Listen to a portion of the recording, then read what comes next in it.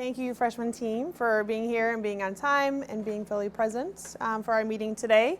I just want to start by going over our meeting agreements and making sure that we are all still in agreement on what we have discussed. So even though we're starting a little bit late, we will end on time. This is our confidential space, so we're going to be very cognizant of that as we talk about our students today. And it's really important to be fully present, so unless you have been asked to help out with taking minutes for the meeting or you are using it to look at data of specific students, please refrain from using a lot of technology during our time today. Let's definitely focus on the listen, appreciate diversity, and learn from each other so we can share some thoughts and takeaways about our students. And then, of course, this is our solution support-oriented purpose. Any questions or concerns about our agreements?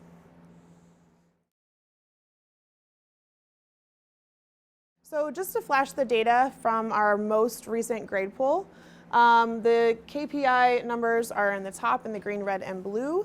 The way that we calculate our on-track and core passing rate is below. This should all look very familiar to us.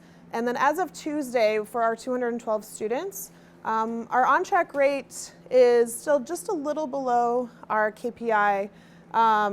We are on point with our core passing rate, so that was an improvement from our last meeting, I believe.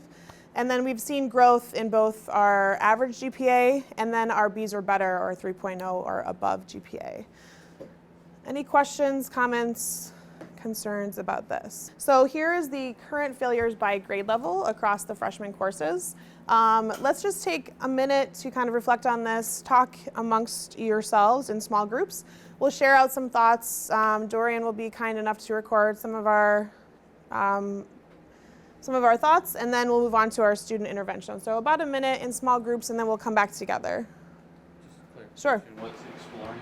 Is that Computer. Yeah. And can I clarify too that these are raw percentages? I didn't go into art or exploring computer science and remove non-freshmen. So this is just the total percentage of students failing each course. There may be non-freshmen in some of these courses. I think that's probably 2%. There are a ton of freshmen in exploring computer science now, although some. So does anyone have any comments, questions? I think that's starting to improve because they're not doing the vocabulary book heavy work anymore, so the grades are starting to go up. Right. Katie, are you talking about PE health? Yeah. Right. Yeah, specifically with the health and the vocab.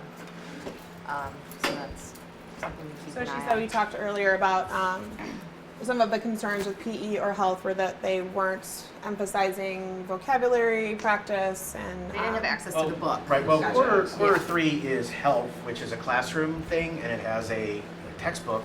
And so once we got our ducks in a row, they jumped to a new quarter where they're doing PE things and no longer need the textbooks. So Now the grades next are year, going up. we're going to be awesome. Next year, we're going to be ready to go day 1. So, Thank you for the clarification. yeah. Any other comments, thoughts about this data? Great success in English. Kudos. And human geo too. Yeah. Just take the And compliment, written Paul. oral. I think we've seen that in the past, right? That the failure rates in science and math tend to be pretty comparable, and then in English, human geo, and written and oral, which I think makes a lot of sense. Similar skill set. I agree. Well, I just remember last year, just how frantically you worked to get those who we could, up. Is there a sense you have of how better things are this year? Do you have as many students on your radar? So, I said this to Erin the other day. I feel like we've now created a machine.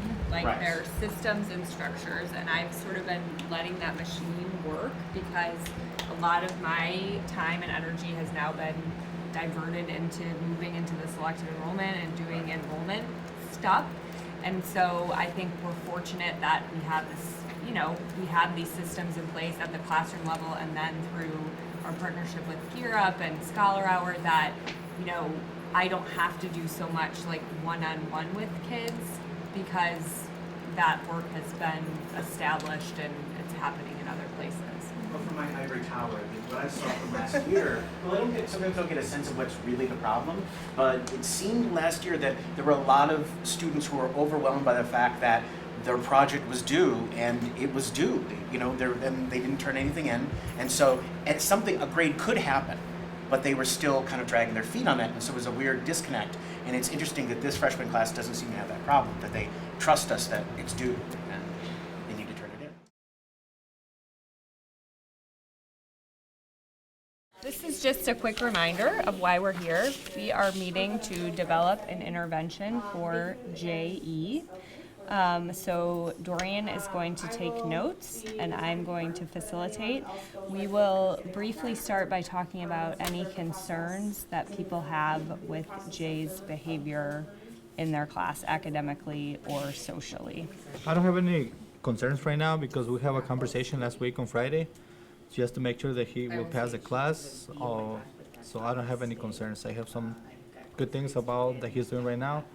One of the main concerns that I had before last week, it was the cell phone, like every 3 minutes checking the cell phone, sending messages, texting. So something that we did for this week and it's been working, when he comes in, he gives me the cell phone. So he doesn't have an access to the cell phone. He's been doing most of the work right now. And he's right now on Tuesday, he stayed for tutoring. So everything is improving. So hopefully in the next 3 weeks, he's gonna go up at least to a D. So would you say that cell phone use was at the root of? I think that was something that it was distracting him a lot from doing the classwork and paying attention or even participating.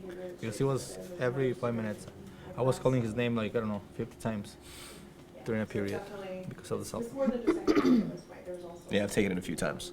Even today, I had it, even at the end of the period, wrapping up the quiz, had a discussion about academic honesty, especially during these times. It shouldn't be out, period. Come on, man. I was like, oh, right. So it's never a concern of the actual disrespect, insubordination. It's a distraction. Mm-hmm. Those are the kinds of things that we'd like them to get under control before they move into the rest of these years. So we're going to move into strengths and talents, and then we'll go back and talk about targeted concerns. So Jeshlyn, you also know him? Yeah, I don't have him in class, but he is, this is like personal, but he's dating a girl in my English class. And so during lunch, and she's really high performing, and so during lunch he'll come in with her, and that might be a lot of the cell phone stuff, because he's in love. Like, he's very they're both, yeah, it's really like this puppy. And he's very respectful, he's very polite. Like, if she's working on something with a book or whatever it is we're working on, he'll jump in, and his older brother is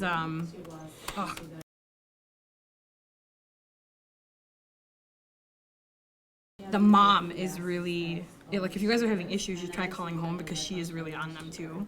So you can definitely make sure that she knows what's up, because she'll make sure that they're getting their work together. But I really do think it's social. I think there's a lot of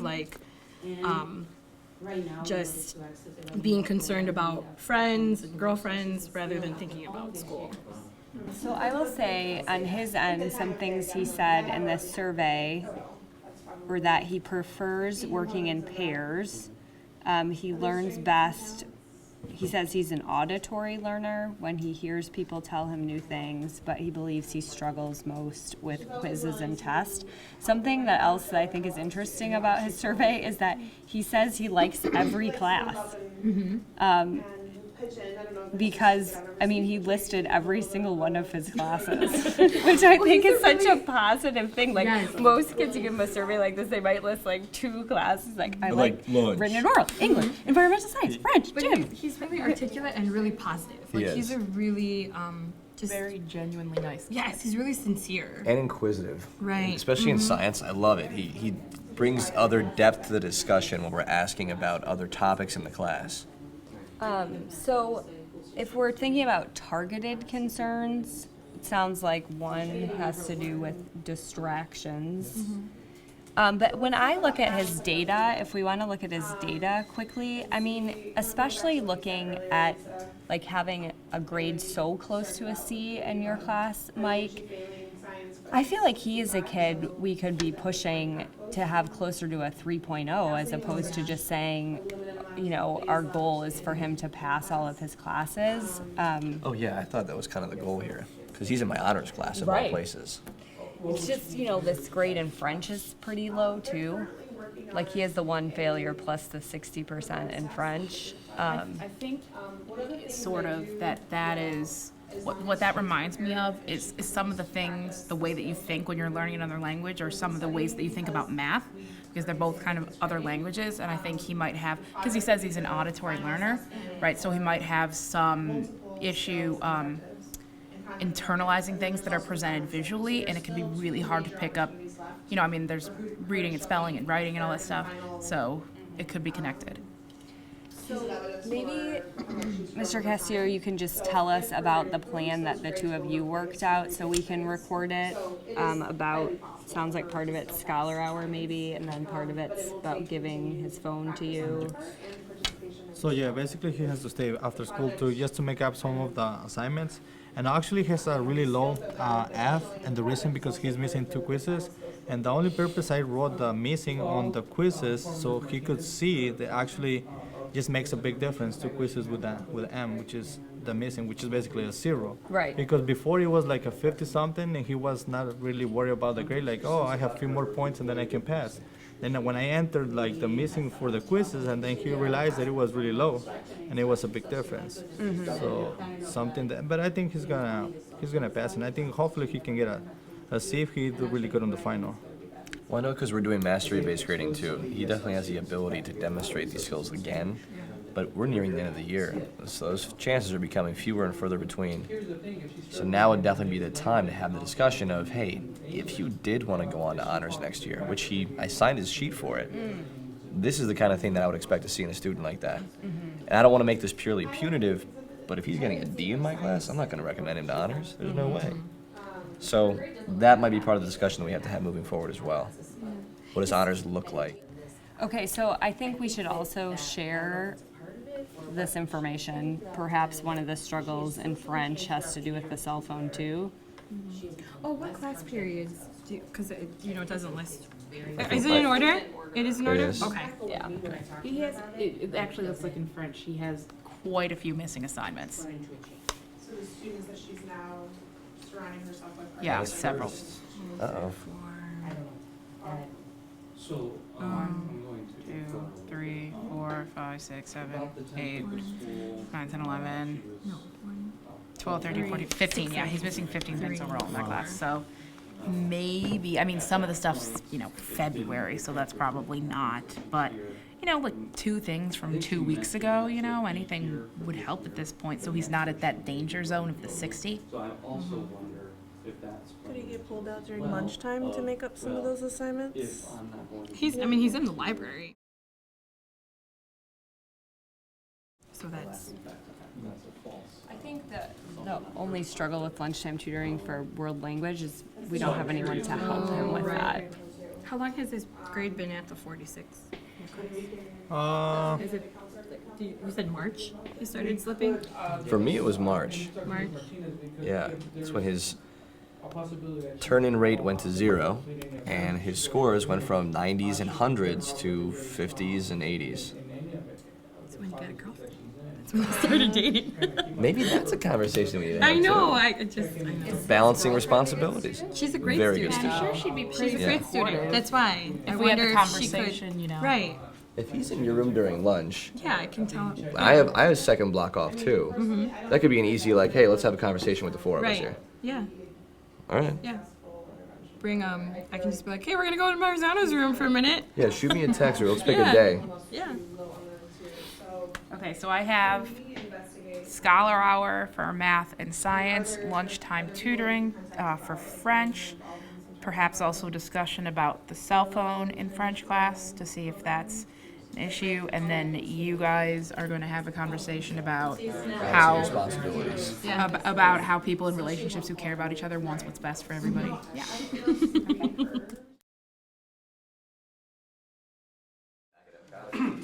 She's doing decently in my classes. One thing that I'll notice in my classes is She's not willing to turn things in when they're due, but she will eventually turn them in. But she is also coming to my class after math, which she's getting a D in, and it's very apparent that she's having what I call a war of attitudes with the math teacher. So dealing with that too strong-willed attitudes, how do you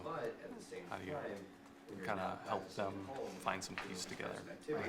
His other test scores are 50s. Other There's concerns? a B in there, but we have 250s. Wanna add which anything are else, very, very low for his basketball.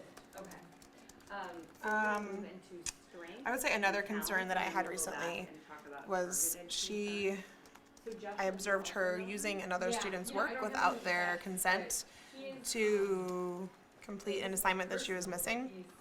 And she was very, very argumentative with me when I talked to her about it, and we went in the hall and we talked privately. And I think we've worked through that issue since. This was about 2 weeks ago, but it's definitely something that has stayed in my mind, something that I'm still very concerned about, because I believe that she can do the work. But now I'm very concerned that the work I am seeing from her is not hers. So that's one of my biggest concerns right now. I want to add something that Sure. I just found out. She was, when she entered grammar school, she was considered an EL student, but her parents refused the services, and she has been taking the access test all these years, and I just look at the records for last year, and she has a 3.9 in writing, 3.7 in reading, 6 in speaking, and 5.2 in listening. And right now, in order to access the bilingual program, you need a 4.2. So she's still, after all these years, For reading and not at level. Okay. So maybe that's one issue in your classes. In my class, she's okay because she speaks the language, but she doesn't participate unless I call her. So let's talk about, if you have a concern, maybe we can build it into another part of the agenda, but let's talk about her strengths and her talents. So let's look at the positive side, and 2 minutes to discuss this. And not only that, but She has a very exuberant personality. I don't get to see her exuberant personality. You don't see it? Well, like I said, I'm first period, and she's rarely there. I think it's dictated by who she's surrounded with. She is very different when she's with a certain student, KA, in a good way, like bubbly. She's always willing to help in my class, so I have a lot of student roles, and she likes to jump up and pitch in. I don't know if it's just to get out of her seat, which maybe she needs a little bit of a seat break time, but she's pretty willing to do that. And inquisitive. Right. Especially in science. She's very quiet.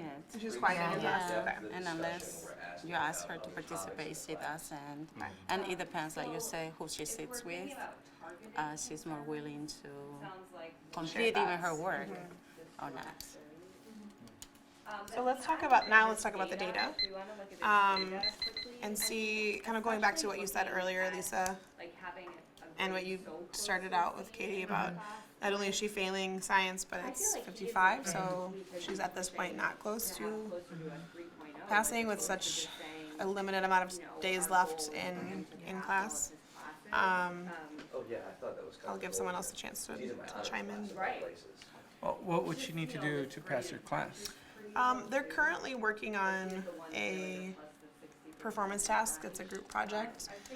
One of the things that I do feel, as long as she is prepared and she continues to practice the skills that we've been studying, because we grade standards-based grading, the project will be the final assessment for multiple skills and objectives and content objectives, and then there's also the final exam. So there's still 2 major opportunities left for her to show me a third and final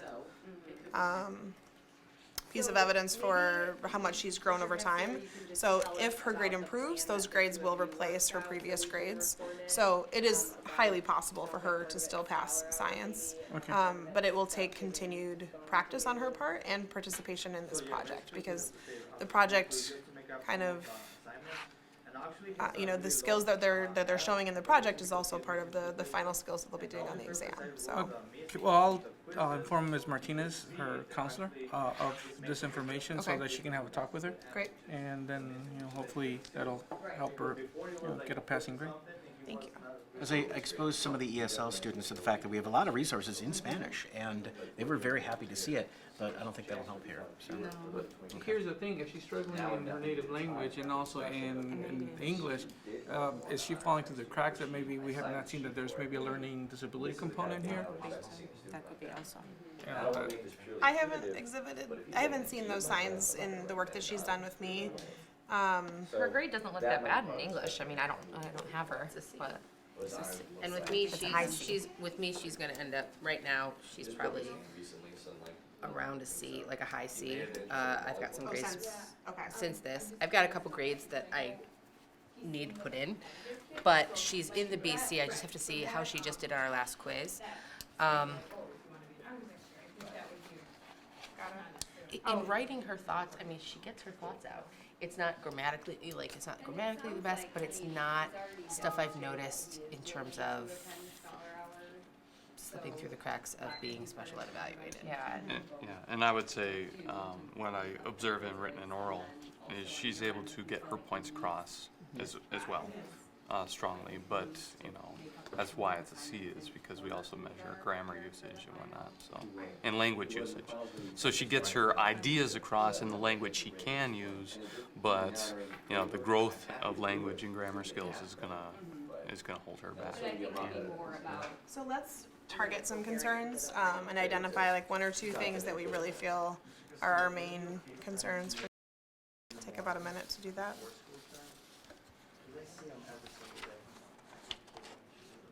So I heard discussion about not willing to turn things in, attendance, behavioral problems, in addition to communicating, social decline.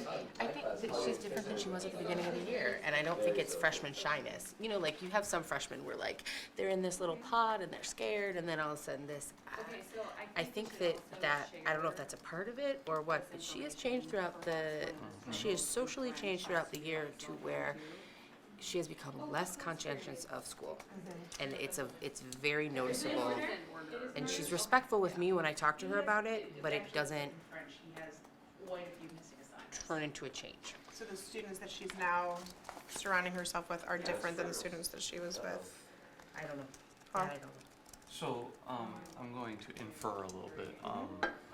About the 10th week of school, she was pulled out. Her parents were going to transfer her to Bogan.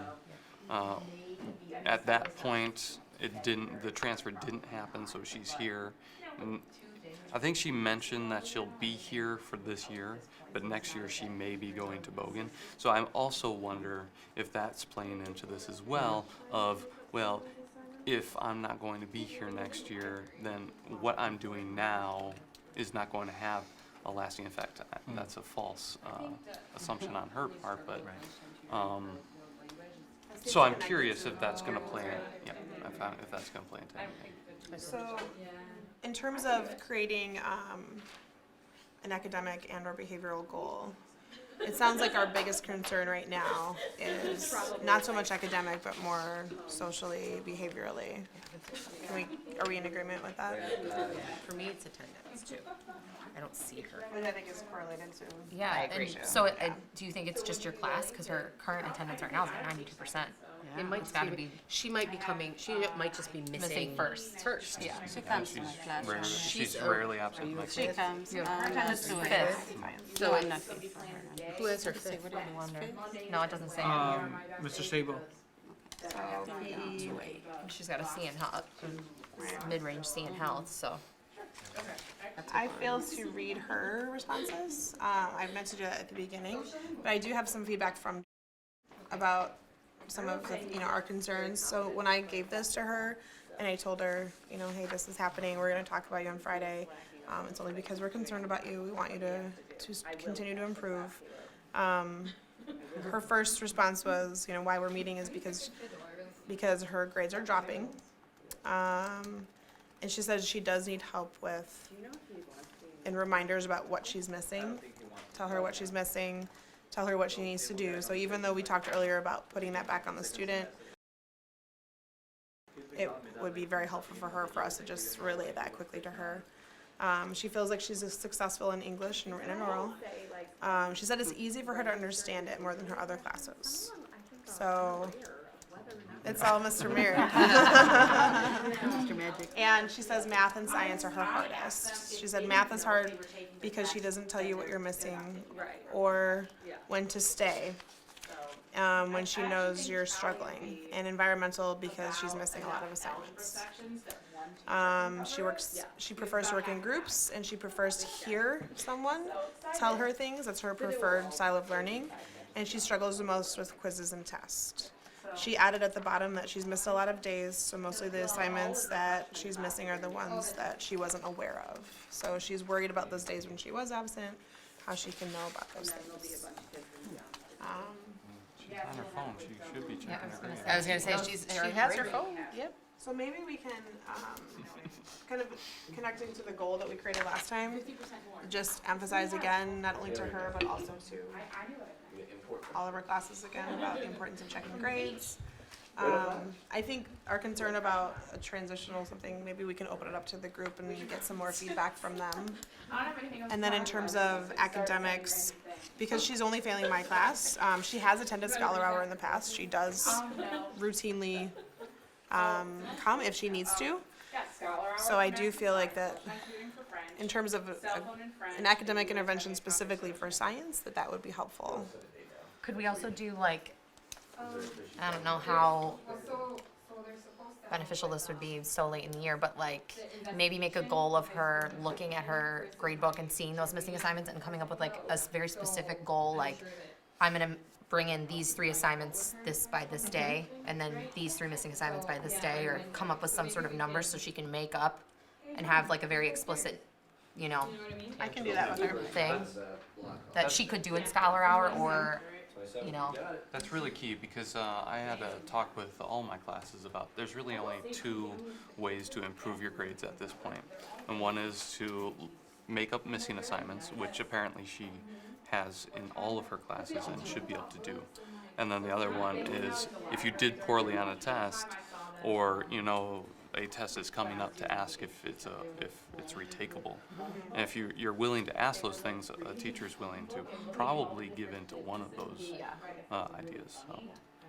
And then they're like, can I look at this? So when we relay, we'll ask the rest of the team if they have any suggestions about programs or something that maybe we could refer her to in terms of ELL, even though she's not ELL. So maybe just like writing, tutoring, something. And then the other one, having her, I'll meet with her and have her set a goal for herself about the assignments. And I'll document that on Verify so that you guys can see it as well. We do have a request from our friends across the room. So I'll let you. Sure. So we were able to come up with just an academic intervention, and what we noticed was that she's struggling the most in environmental science, and a lot of it is because of a ton of missing assignments. So what we came up with was having Miss Neat meet with YD so that she could come up with a personal goal to have a certain number of those missing assignments completed by a certain day. So like 3 assignments by this Friday, the next 3 assignments by this Friday. So that way it's an explicit number that she can reach towards and hopefully like chip away at all the missing assignments to improve her grade. Also, she's going to meet with Mr. Toner to upload that like grade book, like Student portal? Yeah, the student portal right to her phone so that she has quick and easy access to grade book. And then in terms of the social or the transitional, the writing concerns that we had. Yeah, so we noticed also that she seems to have shown a pretty significant behavioral social change over the year, and we're not really, we found out that she qualified for EL services, but the parents refused. So we were thinking about somehow trying to get her some services for EL, but she doesn't qualify, or she can't actually access them. So we were trying to open up to see if we could have someone we could put her in contact with to help with that behavioral like more functional The writing. transition Yeah. stuff. So, Almost like a tutor that Yeah. could help with her. Like Europe? That's a good suggestion. Yeah. Thank you. Thanks, Ms. Pilar. So we'll add that into there. Do you have any questions or concerns about the interventions that we put into place for Whitey? Great. All right, so let's hear about your discussion. Okay, so we noted that initially JE's cell phone had been an issue, but Mr. Castillo had discussed cell phone use with him, and now when he comes into class, he gives up the cell phone, and it's really helping him stay focused and stay on task. There's also some socializing things he's dating, and it's sort of distracting him a little bit. So we have a few targeted specific interventions. He's going to stay after school to make up missing assignments and quizzes during Scholar Hour for Mr. Castillo and Mr. Marzano. And then we're going to maneuver lunchtime tutoring to make up. He has several missing assignments in French because he's very close to failing that class. And also discuss with his French teacher whether or not the cell phone is a problem there, and discuss maybe opening the intervention that Mr. Castillo is using for that class. And then Mr. Marzano and Ms. Pilar have volunteered to have a conversation with JE and his girlfriend about how to balance your responsibilities when you're, dating and learning in high school. We have 3 minutes. So I wanted to just flash the goals or the team reminders that we had put in place at our last meeting.